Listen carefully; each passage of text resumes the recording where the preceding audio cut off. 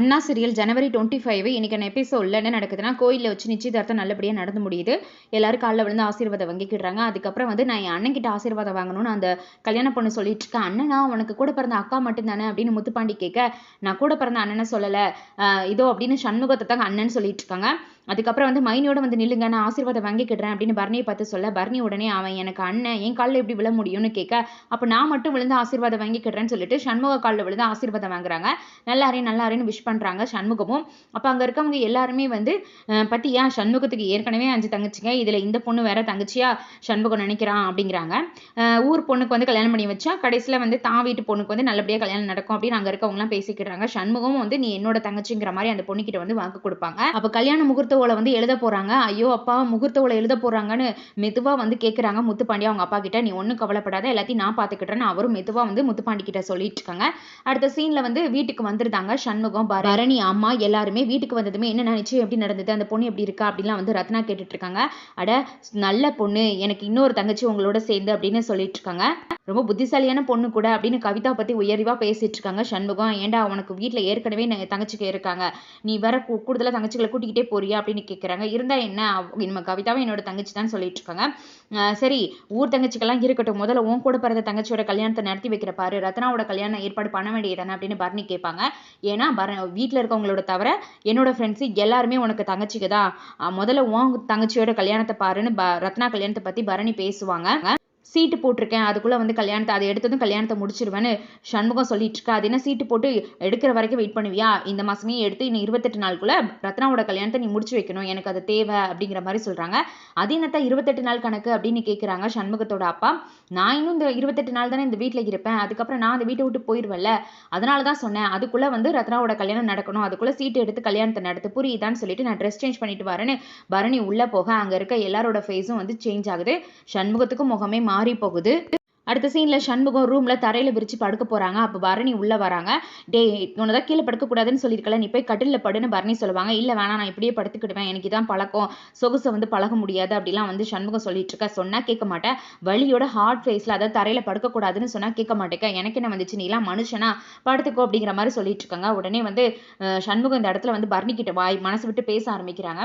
உனக்கு என்ன பிடிக்கணும்னா நான் என்ன தான் செய்யணும், மனசுக்குள்ள வரணும்னா என்ன செய்யணும் அப்படின்னு கேட்கிறாங்க. அது முடியாது, நீ படிச்சிருக்கணும், உன்னை சேஞ்ச் பண்ணிக்கணும், ஆனால் இதெல்லாம் இனிமே நடக்காது, ஆனால் ஒன்று மட்டும் நீ செஞ்சால் நடக்கலாம் அப்படிங்கிறாங்க. அது என்னதுன்னு சண்முகம் கேட்க, நீ வேணா தற்கொலை பண்ணிக்கோ, அப்போ எனக்கு நீ மனசுக்குள்ள வந்துருவ அப்படின்னு சொல்ல, இதை கேட்குற சண்முகம் ஃபேஸே மாறுது. அது மட்டும் முடியாது அப்படின்னு சண்முகம் சொல்ல, ஏன் உயிர் மேலே அவ்வளோ இதா அப்படின்னு கேட்குறாங்க பரணி.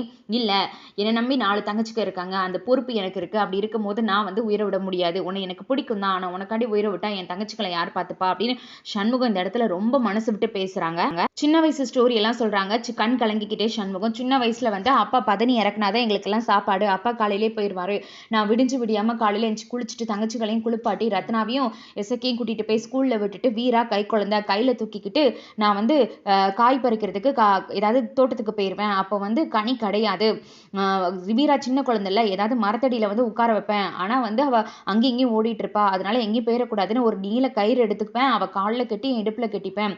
காய் பறிக்கும் போது பொம்பளைங்களுக்கு ஒரு அமௌண்ட்டு, ஜென்ஸுக்கு ஒரு அமௌண்ட்டு, குழந்தைங்கன்னா 50 ரூபாய் தான் கொடுப்பாங்க, அதுக்காண்டி நான் ரொம்ப கஷ்டப்பட்டு உழைப்பேன், கூட கொஞ்சம் காசு வரணுங்கிறதுக்காண்டி அப்பாவுக்கு சாப்பாடை கொண்டு போய் கொடுத்துட்டு எனக்கு ஒரு சாப்பாடை கொஞ்சம் எடுத்துக்கிட்டு வீராவையும் பார்த்துக்கிட்டு காயை பறிச்சுட்டு தோட்டத்துக்கு போயிட்டு எல்லாம் வேலை செஞ்சுட்டு வருவேன் அப்படிலாம் சொல்கிறாங்க. அப்படி ஒரு வாட்டி போகும்போது இந்த மண் வெட்டுவாங்கல்ல, அந்த மண் வெட்டியை வச்சு சின்னதை வச்சு என் காலில் வந்து ஒரு வாட்டி வெட்டிக்கிட்டேன், ஐயோ அம்மானு கத்துனேன், சதையே பிஞ்சிருச்சு, யாருமே ஹாஸ்பிட்டல் கொண்டு போகல, அந்த இடத்துல மண் அள்ளி அந்த காலுக்கு மேலே போட்டுக்கிட்டு நான் சரி வேலையை பார்க்க ஆரம்பிச்சேன்னு சண்முகம் சொல்ல, எனக்கு மண் அள்ளி போட்டியா, அப்போ செப்டிக் ஆகாதா காயம் அப்படின்னு கேட்குறாங்க பரணி. ஹாஸ்பிட்டல் கூட்டிகிட்டு போனால் யார் செலவழிக்கிறா, காசு கிடையாது, வந்து படுத்தா வீட்டில் வந்து படுத்து மறுநாள் காலையில் பார்க்கும்போது கால் தடியாக வீங்கிருச்சு, யார்கிட்டையுமே நான் சொல்லலை, அப்பாட்ட சொன்னால் வேலைக்கு போக விட மாட்டார்னு சொல்லி அந்த காலோட நான் வீராவத்துக்கிட்ட திரும்பவும் வேலைக்கு போவேன், கால் வீங்கின வீக்கத்துக்கு தோட்டத்தில் வச்சு மயங்கியே விழுந்துட்டேன், ஆனால் யாருமே நான் ஹாஸ்பிட்டல் கூட்டிகிட்டு போகல அப்படின்னு சொல்லுவாங்க. எனது யாரும் கூட்டிகிட்டு போகலையா, ஏன் அப்படின்னு வந்து சண்முகம் கிட்ட பரணி கேட்பாங்க ஷாக்கா. இதெல்லாம் அழுதுகிட்டே தான் வந்து சண்முகம் சொல்லுவாங்க கண்ணில் கண்ணீரோட. அவங்களுக்கு அந்த கூலி இருந்தால் தானே சாப்பிட முடியும், அப்படி இருக்கும்போது எப்படி வந்து அவங்க என்னையும் ஹாஸ்பிட்டல் கூட்டிகிட்டு போவாங்க அப்படின்னு சொல்கிறாங்க. வந்து நைட்டு வீட்டில் படுத்திருந்தா காலை வந்து பயங்கர வலி, அம்மானு கத்திட்டு முழிச்சு பார்த்தா காலை ஃபுல்லாக நிறைய கட்டெரும்பு கடிச்சு தின்னுட்டு இருக்கு. இவ்வளோ கஷ்டமும் என் தங்கச்சிகளுக்காண்டி தான் நான் படுறேன். நான் மட்டும் செத்துட்டா என் தங்கச்சிக்கு ஐயோ பாவம். இந்த வீட்டில் பிறந்ததால எவ்வளவோ கஷ்டத்தை அவங்க அனுபவிச்சுட்டாங்க. அதனால எனக்காண்டி ஒண்ணே ஒன்று மட்டும் பண்றியா ப்ளீஸ் அப்படின்னு கேட்குறாங்க. நீ மட்டும் இந்த வீட்டை விட்டு எப்போ வேணாலும் போய்க்கோ. ஆனால் இன்னும் 28 நாள் தான் இருக்கு, 27 நாள் தான் இருக்குன்னு சொல்லிட்டு என் தங்கச்சிக்கு முன்னாடி பேசாத. பாவம் அவங்கள வந்து கஷ்டப்பட வைக்காத. உன் அன்பு பாசனா உன்னை பொறுத்த வரைக்கும் என்னன்னு எனக்கு தெரியல. ஆனால் என்னை பொறுத்த வரைக்கும் நம்ம சம்மந்தப்பட்டவங்களை கஷ்டப்படாம வச்சுக்கிறது தான் அன்பு நான் நினைக்கிறேன். நீ உனக்கு சொல்லணும்னா என்னை தனியாக கூப்பிட்டு கூட சொல்லிக்கோ. நீ மறந்துட்டாலும் கூட நான் உன்கிட்ட வந்து ஞாபகப்படுத்துறேன். ஆனா என் தங்கச்சிக்கு முன்னாடி சொல்லாத. நீ சொல்லும் போது அவங்க முகமே மாறுது, வருத்தப்படுறாங்க அப்படின்னு கேட்டுக்கிறாங்க. இதை கேட்கிற பரணிக்கும் கண்ணெல்லாம் கலங்குது.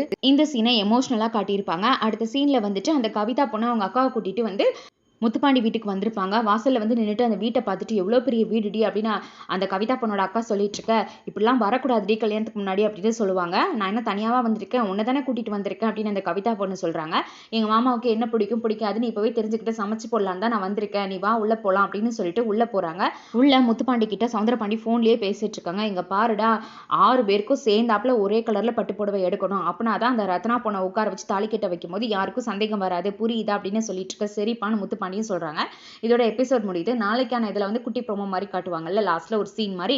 அதுல என்ன காட்டியிருக்காங்கன்னா முத்துப்பாண்டி கவிதா கிட்ட அதே மாதிரி சொல்லியிருந்தாங்க எல்லாருக்கும் ஒண்ணு போல saree எடுத்துறேன்னு சொல்லிட்டு. அதே மாதிரி வீட்டுக்கு வந்து புடவை கொண்டுட்டு வந்து காட்டுறாங்க. அந்த புடவையிலலாம் கிரீன் கலர் புடவைய வந்து ரத்னா தோல் மேல வச்சு பார்த்து நல்லா இருக்கான்லாம் பார்த்துட்டு இருக்காங்க. உடனே கவிதா எங்க 6 பேருக்கும் ஒரே கலர்ல புடவை கொடுங்க அப்படின்னு கேட்கிறாங்க. இதை கேட்டு எல்லாருமே ஷாக்கா பாக்குறாங்க. அதாவது சண்முகம், பரணி, அவங்களோட தங்கச்சிக்கு எல்லாரும் ஷாக்கா பாக்குற மாதிரி காட்டிட்டு இருக்காங்க. ப்ரொமோ படியும் வந்து சண்முகத்தை விட்டு பிரிய போற அவங்க தங்கச்சி யாரு அப்படின்னு தான் கேட்டிருப்பாங்க. மேபி ரத்னாவுக்கும் முத்துப்பாண்டிக்கும் கல்யாணம் நடக்க போதா, இல்ல கவிதா பொண்ணுக்கும் முத்துப்பாண்டிக்கும் சண்முகம் கல்யாணம் பண்ணி வச்சிருவாரா அப்படிங்கறத வரப்போற எபிசோட்ல தான் தெரியும். வீடியோஸ் பிடிச்சிருக்கவங்க லைக் பண்ணிட்டு பாருங்க, சப்ஸ்கிரைப் பண்ணிக்கோங்க சேனலை. அப்படின்னா நான் வீடியோ போட்டுதான் உங்களுக்கு நோட்டிபிகேஷன் வரும். பெல் பட்டனையும் பிரஸ் பண்ணி வச்சுக்கோங்க. நன்றி.